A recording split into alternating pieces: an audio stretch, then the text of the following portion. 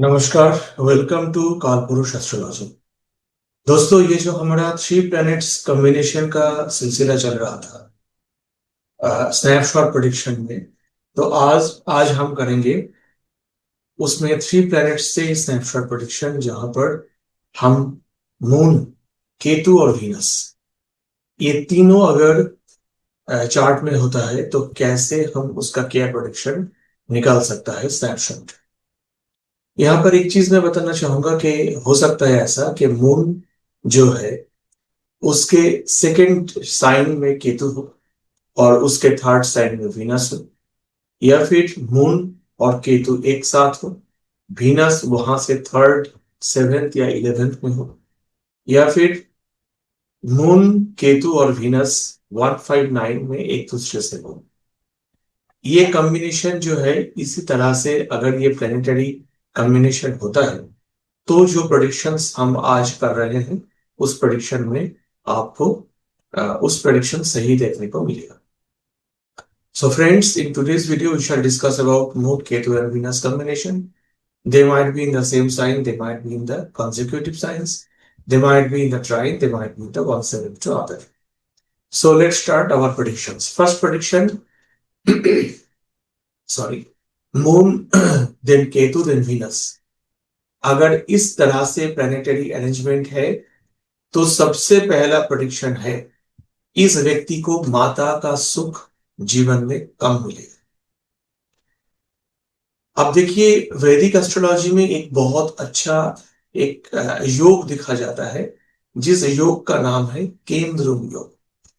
ऐसा बोला जाता है, नॉर्मली ऐसा सोचा जाता है कि मून के दोनों तरफ 212 में अगर कोई प्लैनेट नहीं हो तो उसको केंद्रुम योग कहा जाता है।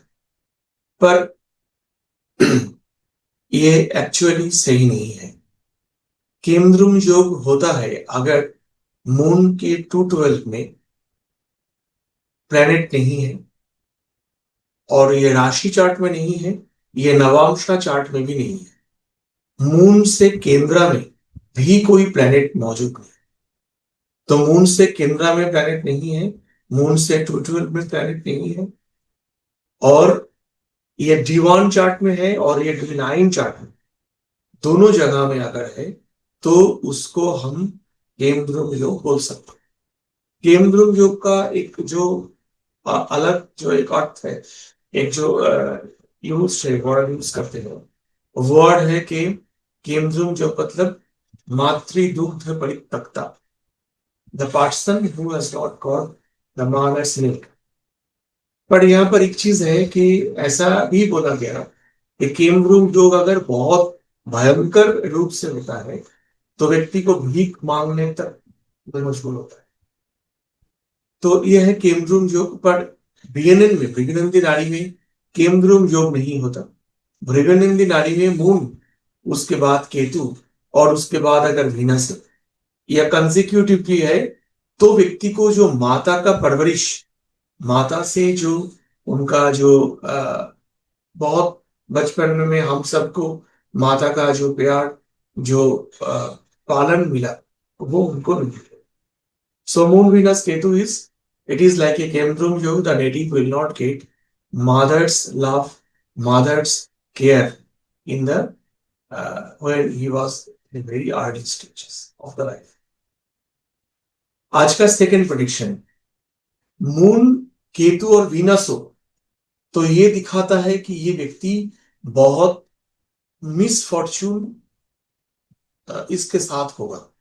इसके जीवन में बहुत सारा मिसफॉर्चून रहेगा, अनफॉर्चुनेट इवेंट इसके जीवन में बहुत बार घटित होंगे। सो मून केतु वीनस अगर होता है, so the native will be unfortunate if moon Ketu and Venus are consecutively placed. आज का तीसरा प्रेडिक्शन, मून केतु वीनस अगर है तो इस व्यक्ति को अपने माता से, मतलब इनके माता जी को या इनके माता के खानदान को एंसेस्ट्रल प्रॉपर्टी के लिए लिटिगेशन झेलना पड़ेगा। If moon Ketu Venus conjunct, then this native or the mother of this native or the maternal side of this native they will suffer from some kind of property litigation, and the native will also face some ancestral property litigation when this combination is present in the chart. आज का चौथा prediction, अगर female native के chart में ये combination है तो इस फीमेल नेटिव को मैरिज होने में डिफिकल्टी हो, प्रॉब्लम होगी। ऐसा नहीं है कि मैरिज नहीं होगी, मैरिज होने में दिक्कतें हो सकता है। So if moon Venus Ketu combined, then this female native may have problem to get married. It is not a loss of, it is not a yoga that the native will not be married at all. It's a yoga that there will be problem when there will be marriage. आज का fifth prediction, अगर moon Venus Ketu है तो female native के chart में उनके husband उनको संदेह की नजर से देखें।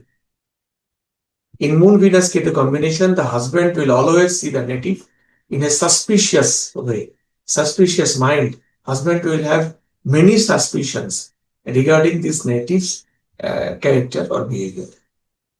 आज का सिक्स प्रेडिक्शन, अगर ये मून वीनस केतु है तो सस्पिशियस नजर से हस्बैंड देखेंगे, पर after 9 years of the marriage, विवाह के 9 साल बाद से हस्बैंड उनको बहुत विश्वास की नजर में भी देखेंगे। यानी जो सस्पिशन था हस्बैंड का, वो 9 साल के बाद, you can say after a few years after marriage, specially after 9 years, ये सस्पिशन कम हो जाएगा और हस्बैंड उनको बिलीव करने लगेंगे। तो सस्पिशन के कारण जो हस्बैंड वाइफ के बीच में जो दूरिया जो था, वो दूरिया नहीं रहेगा। So so this is a sixth prediction, that the suspicion that we are talking about, after 9 years of marriage, this suspicion will end and the husband and wife will have cordial relation with each other. आज का seventh prediction, moon Venus Ketu blame का combination है। अगर ये mail chart में हो या female chart में, जिनके भी चार्ट में ये कॉम्बिनेशन है, उनको जीवन में कहीं ना कहीं ब्लेम होगा। Moon Venus Ketu is a blame combination, and if this is present in someone's chart, he or she will get blamed at some part of their life. आज का 8th prediction, moon Venus Ketu अगर होता है तो travel करने में व्यक्ति को प्रॉब्लम होगा। ट्रैवलिंग के समय उनके शरीर के प्रॉब्लम, उनको बार बार वॉमिटिंग होना, ट्रैवलिंग सिकनेस जिसको हम कहते हैं, इसको छोड़ के भी बहुत सारा हेल्थ इश्यूज उनको आ सकता है। उनके मन अशांत के कारण उनके ट्रैवल का एंजॉयमेंट वो नहीं कर पाएंगे, ऐसा भी देखा जाता है। So moon Venus Ketu is not good, very good combination for travelling. It will cause lot of problem regarding the travelling, specially health issues will be there. आज का 9th prediction, moon Venus Ketu में ट्रैवलिंग में only health issue नहीं, travelling के समय किसी ना किसी चीज का हानि होना भी दिखाता है। मून वीनस केतु में ट्रैवलिंग के समय उनको किसी ना किसी चीज की, मतलब लॉस ऑफ सम आर्टिकल्स, ये भी हम देख सकते हैं। तो so moon Venus Ketu combination also gives, not only gives health issues but also gives some kind of losses during the travel. आज का 10th prediction, moon Venus Ketu अगर होता है तो जो प्रॉब्लम होता है जीवन का, मेनली वो प्रॉब्लम 32 से 34th ईयर तक रहता है। जैसे एक्सपेंसेस ज्यादा होना, जैसे ब्लेम होना, जैसे ट्रैवलिंग के समय प्रॉब्लम होना, जैसे हस्बैंड, फीमेल नेटिव के चार्ट में हस्बैंड उनको संदेह की नजर से देखेंगे, ऐसा। तो जो प्रॉब्लम की बातें हमने करा, यूजुअली वो 32 to 34 ईयर्स तक रहता है। जो केतु का जो जो ट्रांजिट का टाइम है जोडियक में, अब जानते हैं 18 ईयर्स, तो सेकेंड राउंड केतु का ट्रांजिट का जो टाइम है वो है 36 ईयर्स। सो 36 ईयर्स के कुछ समय पहले केतु जब नेटल पोजीशन से 11th पोजीशन में होगा ट्रांजिट में इन द सेकेंड राउंड, उस समय के बाद से उनको ये जो प्रॉब्लम है, ये प्रॉब्लम कम हो जाए। So the 10th prediction is whatever problem we have discussed about this Moon Ketu Venus combination, these problems will be the native will not face problems so violently after 32 to 34 years of age. As the Ketu transiting time is 18 years, so two rounds of Ketu is 36th year. So the Ketu will be in the third position or in the 11th position, you can say, from the anti-clockwise movement, when it will be in the at the age of 32 to 34 years, and from that time these problems will try to will be eased, or then or the native will get some relief from the struggle after 32 to 34 years of age. तो उम्मीद है कि आपको आज का ये video session अच्छा लगा, जहां पर हमने मून वीनस केतु के बारे में प्रेडिक्शन को देखा। मेरे कुछ वेरी इंटरेस्टिंग कोर्सेस आ रहे हैं वेरी रिसेंटली, जहां पर एक कोर्स जो है वो है तंत्र ज्योतिष का लेवल 1। एक कोर्स जो आ रहा है वो है एस्ट्रोलॉजी से स्टॉक मार्केट का प्रेडिक्शन। ये सब कोर्स के बारे में आप मेरे वेबसाइट में जाके आप चेक कर सकते हैं, वहां पर आपको कोर्स के डिटेल्स बहुत जल्द ही मिल जाएंगे।